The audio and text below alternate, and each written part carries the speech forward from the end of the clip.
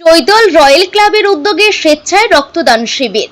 Minakhan Chaital royal ক্লাবের উদ্যোগে স্বেচ্ছায় রক্তদান শিবির অনুষ্ঠিত হলো। প্রত্যেক বছরের মতো এবছরও আনুষ্ঠানিকভাবে স্বেচ্ছায় রক্তদান শিবির অনুষ্ঠিত হয় চৈতল রয়্যাল ক্লাবে। সারা বছর কোনো না কোনো সামাজিক কাজের সঙ্গে জড়িয়ে থাকে, তেমনি ভাবে যেমন ফ্রি মেডিকেল ক্যাম্প, স্বেচ্ছায় রক্তদান শিবির ও শিক্ষা শিবির, চক্ষু শিবির, বৃক্ষরোপণ কর্মসূচি, বিভিন্ন সামাজিক কাজের সঙ্গে চৈতল রয়্যাল ক্লাব জড়িয়ে থাকে। তেমনি ভাবে আজকে রক্তদান শিবিরে 2 শতাধিক অধিক নারী পুরুষ জাতি ধর্ম বর্ণ নির্বিশেষে কাঁধে কাঁধ মিলিয়ে রক্তদান শিবিরে এসে রক্ত দিলেন। এদিনে ফিতে কেটে উদ্বোধন করলেন মিনাখা 2 নম্বর ব্লক সভাপতি তাজউদ্দিন মোল্লা। উপস্থিত ছিলেন বসিরহাট সাংগঠনিক জেলা যুব সভাপতি সৌমিক রায় অধিকারী, বসিরহাট সাংগঠনিক ছাত্র পরিষদের সভাপতি অভিষেক মজুমদার, চৈতল রয়্যাল ক্লাবের উপদেষ্টা শরীফুল ইসলাম মোল্লা ওরফে মিঠু, ক্লাবের সম্পাদক রাজা মুরাদ, ক্লাবের সহ সভাপতি তারিক আজিজ ওরফে রাজা, ক্লাবের ক্যাশিয়ার তৌহিদুজ্জামান, ক্লাবের সাংস্কৃতিক সম্পাদক আশিকুর রহমান ওরফে বাপি, সাদ্দাম হোসেন সহ সকল ক্লাবের সদস্য উপস্থিত ছিল চোখে পড়ার মতো। আমাদের এই ব্লকের যিনি সভাপতি আছেন তাজউদ্দিন মোল্লা, তার নেতৃত্বে বিগত দীর্ঘদিন ধরে আপনার এই চৈতল রয়্যাল ক্লাবের তরফ থেকে এই রক্তদান শিবির করা হয়। যেহেতু এই এলাকাটা আপনারা জানেন সুন্দরবনের পার্শ্ববর্তী এরিয়া, এখানকার প্রচুর মানুষ সারা বছর ধরে তাদের চিকিৎসাগত পরিষেবার জন্য রক্তের তাদের যে ঘাটতি পড়ে সেই চাহিদা মেটানোর জন্য এই রক্তদান উৎসব, এটা এই ক্লাবের পরিচালনায় তাজ ভাইয়ের উদ্যোগে দীর্ঘদিন ধরে হয়।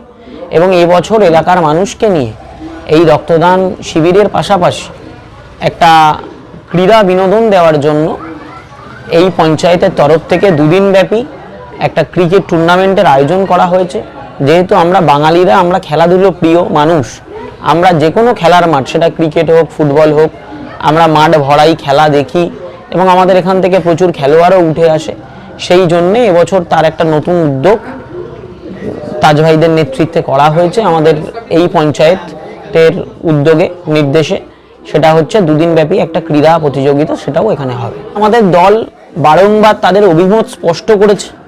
আমাদের নেতা সর্বভারতীয় সাধারণ সম্পাদক সাংসদ শ্রী অভিষেক বন্দ্যোপাধ্যায় বলেছিলেন যে মহামান্য আদালত তাদের স্থগিতাদেশের জন্য রাজ্য পুলিশ সঠিকভাবে কাজ করতে অনেক জায়গায় ব্যর্থ, অনেক জায়গায় পারছে না, কারণ মহামান্য আদালতের স্থগিতাদেশ আছে।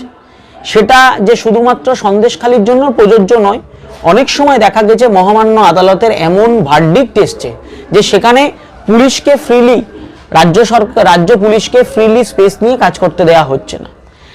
আমরা দেখলাম গতকাল মহামান্য আদালত থেকে নতুন যে ভার্ডিক্ট বেরিয়েছে, সেখানে রাজ্য পুলিশকে ফ্রিলি অ্যাক্সেস দেওয়া হয়েছে। তারপর পুলিশের কাজ করেছে।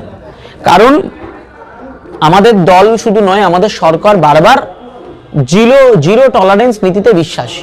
আপনারা দেখেছেন অতীতে পার্থ চট্টোপাধ্যায়, জ্যোতিপ্রিয় মল্লিকের মতো যারা আমাদের ক্যাবিনেট নেতারা ছিলেন, আজকের দিনে দাঁড়িয়ে তারা এখনো পর্যন্ত আইনের চোখে দোষী প্রমাণ হননি। কিন্তু কোর্ট যেহেতু সাময়িক তাদের শাস্তি বহাল রেখেছে, দল কিন্তু তাদেরকে শাস্তির ফেস করে আবার জনগণের সম্মুখে আসতে বলেছে। সুতরাং এই নিয়ম সবার ক্ষেত্রে প্রযোজ্য। সুতরাং যে মুহূর্তে কোর্ট পশ্চিমবঙ্গ পুলিশের উপর থেকে অন্তর্বর্তী স্থগিতাদেশ তুলে দিয়েছে, পুলিশের কাজ করেছে। এরা ইডি সিবিআই এর মতো দলদাস নয় যে দিল্লির নেতারা যখন যে রকম অঙ্গুলি হেলন করবেন তখন তারা সেই রকম উত্তর দিতে বাধ্য থাকবে।